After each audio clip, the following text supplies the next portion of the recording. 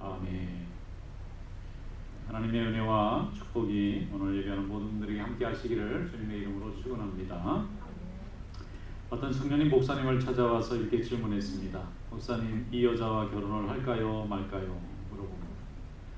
그러니까 목사님이 얼마나 사랑하느냐 물어봤어요. 그랬더니 이 여자가 없으면 죽을 것 같습니다. 그러면 결혼해라 그랬어요. 안 보면 보고 싶고 보면 할 말 없고 안 보면 아무것도 할 수 없어서 이 여자랑 살아야만 자기가 살겠다. 결혼해라. 결혼했어요. 행복할 줄 알았더니 이게 웬일입니까? 결혼하는 순간부터 더 힘들어지는 거예요. 인생이 너무너무 힘든 거예요.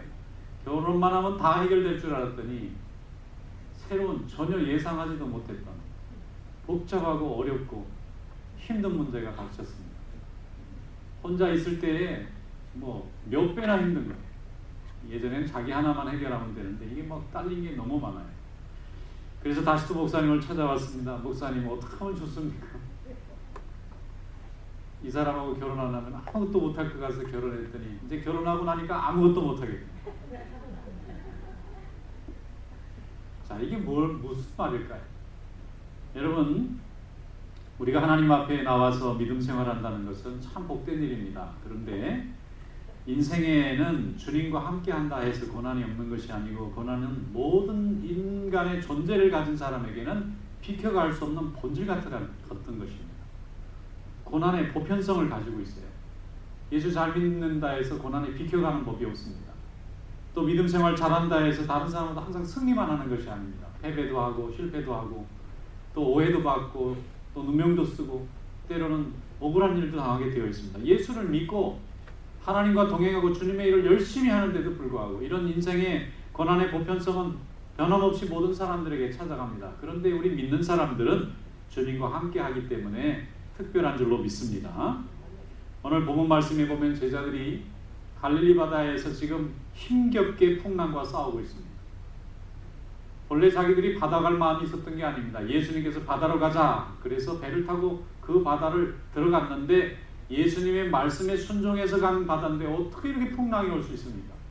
큰 풍랑이 정말 섬이 쏟아져 오는 것 같이 큰 풍랑이 찾아오고 거기에 많은 고통이 따릅니다. 얼마나 무서웠는지 제자들이 죽을 것 같은 풍랑 속에 갇혔습니다. 그들이 열심히 풍랑과 싸우다가 마지막에 예수님을 찾게 되는데 오늘 성경 본문이 그걸 잘 우리에게 설명해 주고 있습니다. 한번 말씀 열어보겠습니다. 마가복음 4장 35절에서 41절 말씀 다 같이 읽어보겠습니다. 시작.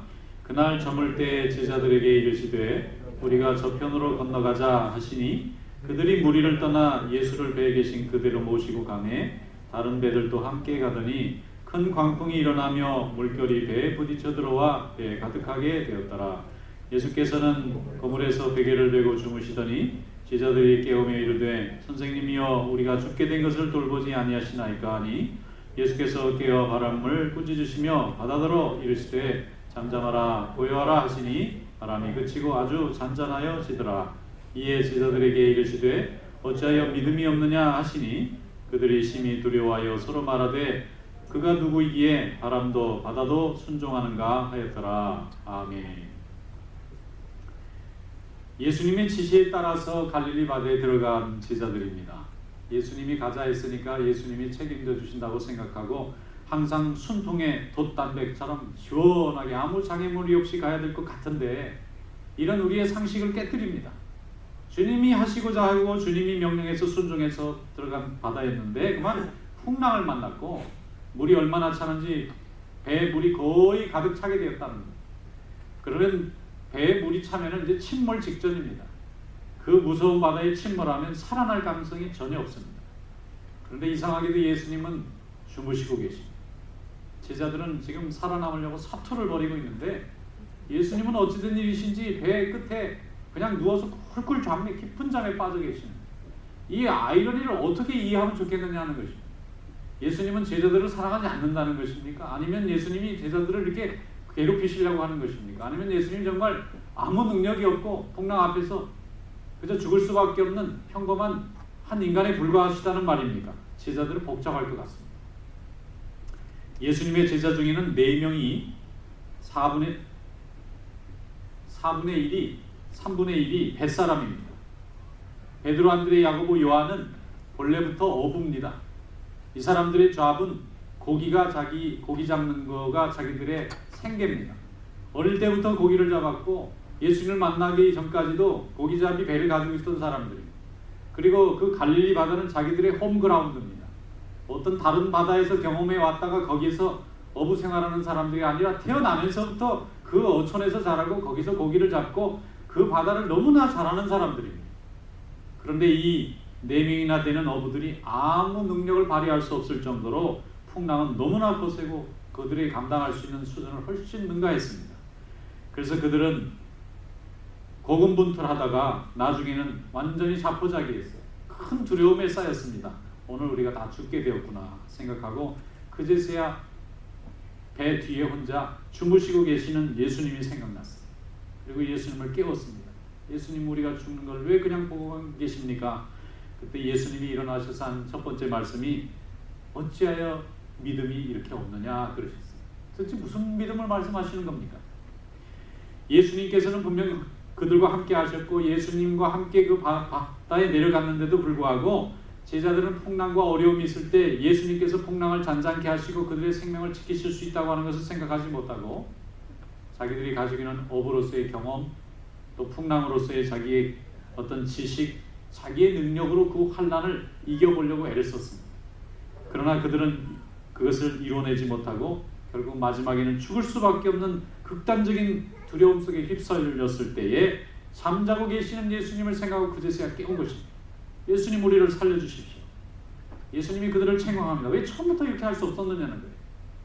처음부터 예수님은 그 배에 계셨고 예수님이 함께하고 있는 그 배 안에는 그들이 언제든지 예수님에게 도움을 청할 수 있는 모든 환경과 여건이 다 준비되어 있었는데 그들은 예수님을 깨워올 생각도 하지 않냐고 자기의 실력으로만 인생의 어려운 항해를 이겨내보려고 한 것입니다. 거기에 대해서 예수님이 왜 믿음이 부족했느냐 그렇게 말하는 것입니다. 여러분, 오늘도 여러분의 인생의 항해에 여러분의 주님을 깨우는 믿음 되실 수 있기를 축원합니다. 여러분이 주님을 깨우고 의지하는 것은 여러분의 믿음이 적은 것도 아니고 실력이 부족한 것도 아니고요. 주님께서 우리의 주인 되시는 것을 인정하는 순종이 있는 것입니다. 우리 인생 항해 최고의 복은 무엇이냐면 내 배에 주님이 함께하고 계시다는 거예요. 주님은 모든 인생과 모든 우주의 답입니다. 이분이 앤서입니다. 그래서 그분을 깨워서 그분이 내 인생 항해 문제를 바라보시고 그걸 해결할 수 있도록 하는 것이 우리의 축복입니다. 내가 해결하는 것이 아니고 주님이 해결하시는 줄로 믿습니다. 요한계시록 3장 20절에 보면 예수님께서 이렇게 말씀했습니다. 볼지어다 내가 문 밖에 서서 두드리노니 누구든지 내 음성을 듣고 문을 열면 내가 그에게로 들어가 그와 더불어 먹고 그는 나와 더불어 먹으리라. 예수님이 등불을 켜고 문 앞에 와서 기다립니다. 문이 열려지기를 기다리고 계시는데 우리는 문을 열지 않습니다. 주님이 내 안에 들어오고 싶은데 내가 문을 열어서 영접하지 않으니까 주님은 우리 곁에 계신데도 불구하고 우리와는 아무 관계가 없는 삶을 살게 되는 것입니다. 여러분, 주님을 여러분의 마음과 인생에 초청하시고 주님을 모시고 주님과 함께하는 그런 축복을 누리시기를 축원합니다. 주님은 아무리 능력이 있으셔도 우리를 강제하시지 않습니다. 우리가 마음으로 스스로 주님을 기쁘게 여기고 감사함으로 받아들일 때 주님이 나와 함께 동행하십니다. 그런데 그분을 깨우려고도 하지 않고 들어오게 하시지도 않고 나 혼자의 문제에 갇혀서 내가 해결하려고 하면 아무 풍랑도 이길 수가 없습니다. 주님은 항상 우리와 함께 하시고 우리 곁을 떠난 적이 없습니다.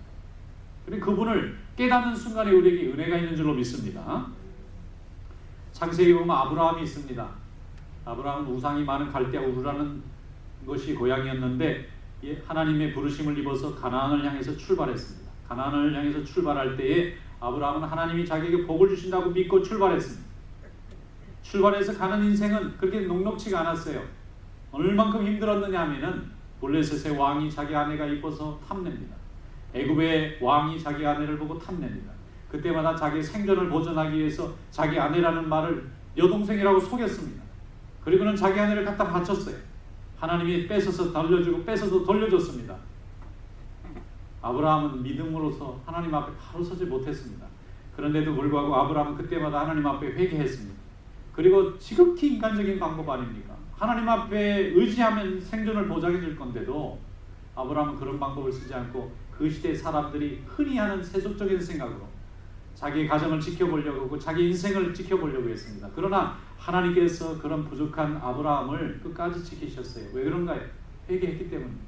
하나님 앞에 나와서 기도하고 묵묵히 하나님 앞에 자기 부족함을 아뢰기 때문에 하나님께서는 아브라함을 끝까지 약속하신 대로 믿음의 조상으로 지켜주신 줄로 믿습니다.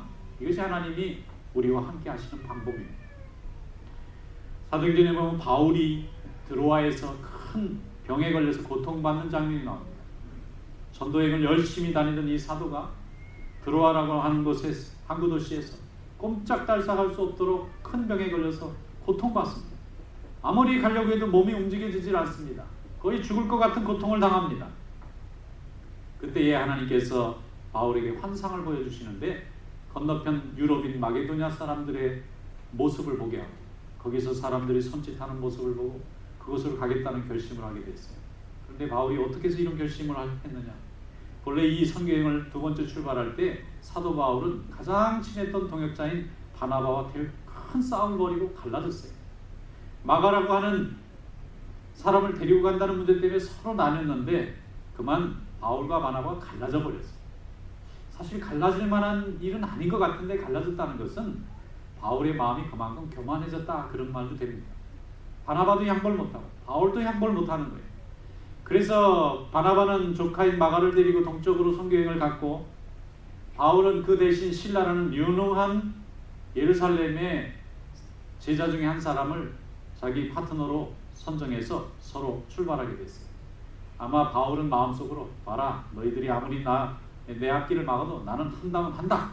이렇게 더 훌륭한 신라라는 제자가 내 동역자가 됐으니까 나는 거칠 게 없다. 아마 이렇게 생각했는지도 모르겠어요. 성경에 보면은 예루살렘 교회에서 안디옥 교회로 대표를 파송할 때 보냈던 사람이 신라입니다. 신라라는 사람은 굉장히 믿음이 좋은 사람이고 또 사도행전에 보면 바울과 함께 빌립보 감옥에 갇혔을 때 찬송하니까 옥문이 열렸을 때 그 옆에 신라가 있었던 걸 볼 때 신라는 정말 대단한 믿음을 가진 훌륭한 제자였어요. 그러니까 바울이 얼마나 든든했을지 생각만 해도 우리가 상상이 되지 않습니까?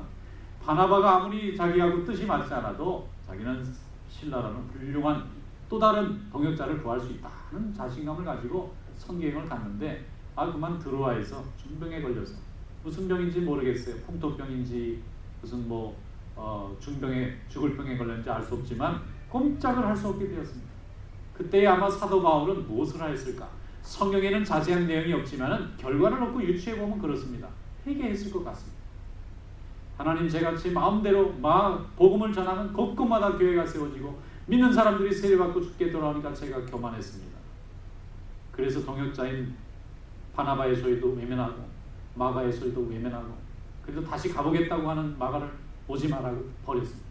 그리고 내 마음에 드는 사람을 얻어가지고 나는 승리할 수 있노라 하고 여기까지 왔는데 제가 교만했습니다. 아마 이렇게 기도했을 것 같아요.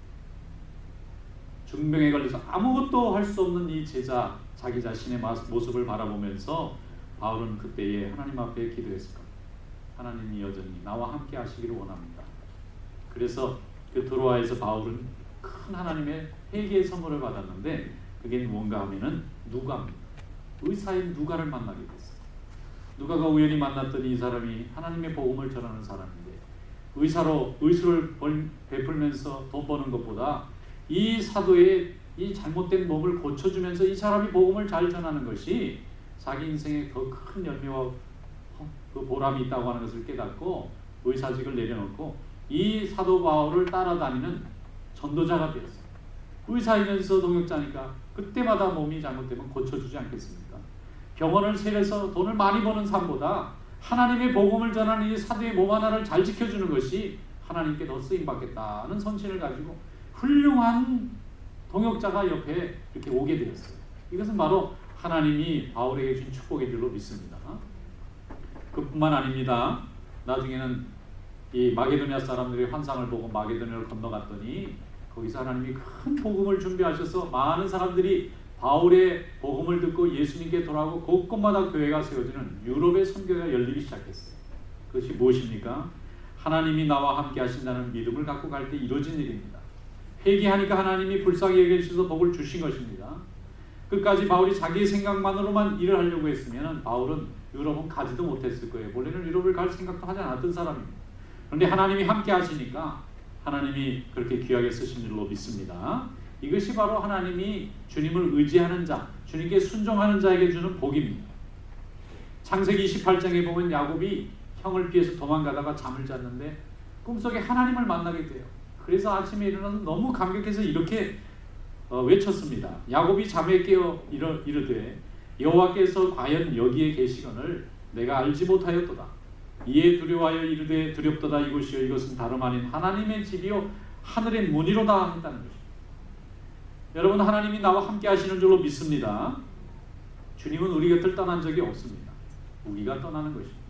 주님은 우리 곁에서 멀어진 적이 없습니다. 우리가 스스로 주님을 멀리 간 것입니다. 하나님의 자녀가 되면 항상 주님은 우리와 함께하고 계세요. 주님은 충만합니다. 우주에 충만하시고 내 마음에 충만하시고 교회에 충만하시고 어느 곳이든지 주님은 아니 계신 것이 없고 없는 것이 없습니다. 모르는 것이 없습니다. 그분의 존재를 인정하고 그분의 신실하심을 의지하면 그분의 축복이 우리와 함께하는 것입니다. 이것이 바로 우리가 믿음으로 받은 축복인 줄로 믿습니다. 그런데 고난이 오고 풍랑이 오면은 그제서야 인간은 교만해서 그런지 그 전에 예수님을 믿고 의지하지 않고 내 힘대로 하다가 풍랑과 환란이 오면은 모든 것이 다 무기력해질 때에 우리는 주님을 찾습니다. 그나마도 참 다행스럽고 복인 거예요. 믿음이 없으면 무기력해져도 주님을 찾는 법도 모릅니다. 그러나 우리는 예수님을 알기 때문에 무기력해지고 아무 능력이 없을 때 주님을 찾기 때문에 그 주님으로 인해서 오늘 우리가 복을 받게 된 줄로 믿습니다. 주님은 세상을 만드시고 나를 지으시고 내 인생을 설계하신 분입니다. 그분이 나는 무엇을 할지를 주님은 다 알고 계시기 때문에 주님에게 와서 주님께 묻는 그 시간을 기다리고 계십니다. 구약 성경의 열왕기에 보면은 엘리야가 갈멜산에서 큰 대승을 거두고 돌아오다가 죽고 싶은 마음으로 절망하는 모습이 나옵니다. 바알과 아세라라는 우상을 섬기는 종들과 내기를 했어요. 하늘에서 불이 내려오는 신이 참신이라 하자 해서 서로 기도를 했는데 그 850명의 우상을 섬기는 선지자들이 기도할 때는 불이 내려오지 않다가 하나님 여호와를 믿는 엘리야가 열심히 기도했더니 하늘에서 불이 내려서 제단에 재물을 다 태우는 대승을 거뒀어요. 그리고 우상을 섬기는 자들은 다 처단하고 이스라엘의 모든 백성들 앞에서 하나님의 영광을 높였습니다. 그러면 대승을 한 거잖아요. 큰 영광을 받은 거잖아요. 그러면 너무 신날 것 같은데 성경 말씀을 읽어보면 그 다음 순간에 엘리야가 굉장히 절망합니다. 그 절망하는 이유를 들어보니까 복잡한 게 아니고 내가 이렇게 하나님께 쓰임받아서 크게 성공을 했는데 왜 백성들이 나를 인정해 주지 않느냐, 왜 여전히 저 악한 왕에게 아부하고 있느냐는 거예요. 그들을 버리고 다시 하나님께 돌아와야 되는데 왜 이렇게 하나님의 능력을 보여줬는데도 이 세상은 아무것도 변하는 게 없느냐는 거예요. 이렇게 아무것도 변하지 않는 세상에 내가 뭐 할 일이 있겠습니까? 나를 죽여주십시오. 이러고는 이 교만하게 이 선지자가 말이죠. 자, 광야에 나가서 굶어 죽겠다고 로뎀나무 아래에서 밥도 안 먹고 누워있는 거예요. 저는 처음에 이게 무슨 말씀인가 이해가 잘 안 되는, 대승을 한 선지자가 더 에너지가 충만해서 주의를 하고 싶은 마음이 들 텐데 왜 하나님이 능력을 보여준 그 순간에 돌아서서 이렇게 화를 내고 있고 낙심하고 있는지 이해가 잘 안 됐어요. 근데 가만히 묵상해 보니까 그거예요. 자기도 모르게 이 승리가 하나님이 하신 승리로 느껴지지 않고 자기가 한 승리로 느껴집니다. 자기가 하나님 앞에 높임 받은 것 같이 자꾸 생각이 되는 거예요. 그러니까 사람들이 이제 내 마음대로 움직여야 되겠는데 아무도 안 움직이는 거예요. 여러분 생각해 보세요. 권력이라는 게 얼마나 무서운데 한번 하늘에서 불이 내려서 대단의 불을 다 태웠다 해서 온 백성들이 갑자기 엘리야에게 다 돌아오겠습니까? 서서히 움직이는 거겠죠. 서서히 때가 되면 1년, 2년, 3년, 10년 후에 서서히 권력도 바뀌고 세상도 바뀌는 건데 당장 하늘에 불 내려오게 만들었으니 당장 바꿔달라는 거 아닙니까? 하나님이 바꿔주실 수가 없잖아요. 그 방법은 위로하는 수밖에 없잖아요. 그래서 로뎀나무에 누워서 죽여주세요. 밥도 안 먹고 죽으려고 그러니까 까마귀 보내서 밥 먹여줘, 물 먹여줘, 떠 죽겠다 그러니까 또 위로해줘. 하나님이 참 좋은 분이세요. 그런데 우리가 다 엘리야 같습니다. 주의 일을 하고 싶지 않을 때 안 하다가 하고 나면 하나님 복을 주시고 큰 능력도 나타나고 성공도 하면은 이제 내 마음대로 좀 할 것 같은 마음이 들잖아요. 그때 내려놔야 됩니다. 하나님께서 하시는 일이라는 것을 생각하고 기다릴 수 있고 하나님이 어떤 결과를 하든지 감상으로 받으면 됩니다. 그러면 로뎀나무까지 갈 일도 없습니다. 하나님이 하시는 일을 바라보면서 감사할 수 있어요. 그런데 내 뜻대로 움직이지 않는 세상에 대하여 하나님을 원망했기 때문에 그는 스스로 죽어야 되는 로뎀나무까지 내려가 있는 것입니다. 열왕기상 19장 7절로 8절에 이렇게 돼 있어요. 여호와의 천사가 또 다시 와서 어루만지며 이르되 일어나 먹으라 내가 갈 길을 다 가지 못할까 하노라 하시는지라 이에 일어나 먹고 마시고 그 음식물의 힘을 의지하여 40주 40야를 가서 하나님의 산 호렙에 이르니라. 호렙산까지 가서야 하나님의 뜻을 깨닫습니다. 주님이 말씀하시는 거죠. 엘리야처럼 이건 네 일이 아니다. 내 일이다. It's not your business, my business예요. 주님이 하시는 일에 잠깐 쓰임 받는 것 같고 왜 네가 주님이 이렇게 해야 된다 저렇게 해야 된다까지 이렇게 고민을 하고 그것 때문에 자기를 괴롭히고 화를 내고 있느냐는 것입니다. 여러분 주님 앞에 쓰임 받는 축복이 있으시기를 축원합니다. 그리고 결과도 주님이 하실 것을 반드시 믿고 기다리는 믿음 되시기를 축원합니다. 그러면 우리는 행복한 믿음이 될 수 있습니다. 어떤 여집사님이 상담을 하러 오셨는데 상담하는 내용을 가만히 들어보니까 고민할 내용이 아니에요. 남편도 잘 이렇게 좋은 분이고 자녀들도 뭐 잘 자라는데 이분 마음만 이 부인의 마음만 지옥이에요. 왜 그런가 봤더니 남편도 자기 일 잘하고 아이들도 잘하는데 자기만 끈떨어진 연같이 아무도 안 돌봐준대요. 나는 왜 이렇게 희생만 해야 되느냐? 나는 왜 이렇게 고생만 해야 되고 다른 사람들은 자기 일만 하고 있는데 나는 왜 이렇게 늘 역할이 남을 위해서 손해만 봐야 되느냐? 늘 마음이 억울합니다. 늘 두려움입니다. 나중에 이렇게 열심히 일하다가 나중에 자기들 다 잘 되면 자기는 버림받을 것 같아요. 이래가지고 남편에 대해서도 미워하는 마음, 자식들에 대해서도 섭섭한 마음, 그런 마음으로 그냥 충만해 있어요. 이분이. 나중에는 이게 감당이 안 되니까 병이 났어요. 남이 볼 때는 다 괜찮은 것 같은데 이분 마음속에는 섭섭함이 충만합니다. 나중에는 병원까지 누워서 이제 어떻게 돼야 될지 건강도 보장이 안 될 정도가 됐어요. 그때 이 부인이 믿음이 있는 분이니까 하나님 앞에 기도했어요. 그리고 성전에 나가서 하나님 앞에 엎드렸습니다. 하나님 저를 좀 살려주세요. 그랬더니 주님이 그 집사님의 마음을 위로해 주셨어요. 그리고 열어보니까 마음속에 자기 마음에 회개할 죄가 있는 거예요. 그게 뭔가 하면 하나님께서 주신 축복으로 받아들이지 않고 자기가 아내로서 남편에게 인정받고 싶고 자녀들에게 인정받고 싶고 주변에게 인정받고 싶어서 희생하고 있는 자신의 모습을 본 겁니다. 사람들의 인정을 잡으려고 달리다 보니까 그게 안 돌아오니까 너무 섭섭하고 화가 나고 억울하고 심지어는 두려운 거예요. 하나님 앞에 회개했습니다. 그리고 하나님 앞에 내려놓고 주님의 은혜를 사모하게 되었습니다. 하나님이 내게 많은 은혜를 주셨는데 그 은혜가 넘쳐서 내가 남편에게도 나눠줬구나. 내가 우리 자녀들에게 나눠줬구나. 내가 교인들에게도 나눠주고 이웃들에게 나눠줬구나 생각하니까 마음이 얼마나 감사하고 편한지 모르겠어요. 그래서 그 다음부터 마음이 다 회복이 됐어요. 마음이 치료가 되었어요. 여러분 오늘 이런 믿음의 축복이 여러분들에게도 있기를 축원합니다. 오직 주님만이 진정 내 인생의 중심이 되면 나에게는 실패가 없고 그 다음에 절망이 없어요. 그런데 주님이 안에 계시고 내가 있으면 나를 섭섭할 수밖에 없어요. 마가복음 10장 48절에 보면 소경 바디모가 사람들이 말리고 꾸짖고 못 가게 하는데도 크게 소리 지릅니다. 예수님 나를 좀 살려주세요. 많은 사람이 꾸짖어 잠잠하라 하되 그가 더욱 크게 소리질러 이르되 다윗의 자손 예수여 나를 불쌍히 여기소서 하는지라. 여러분 이 소경이 오직 예수님만 보고 있는 거예요.